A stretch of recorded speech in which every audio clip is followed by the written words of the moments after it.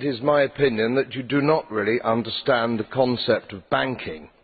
All the banks are broke. Bank Santander, Deutsche Bank, Royal Bank of Scotland, they're all broke.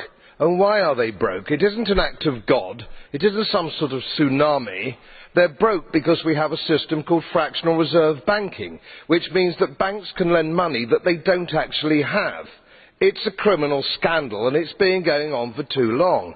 To add to that problem, you have moral hazard, a very significant moral hazard from the political sphere. And most of the problem starts in politics and central banks, which are part of the same political system.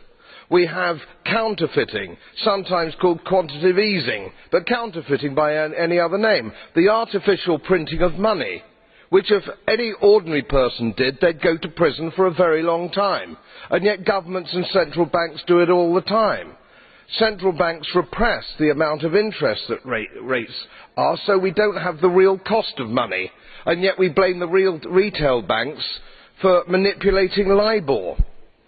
The sheer effrontery of this is quite astonishing. It's central banks that manipulate interest rates, Commissioner.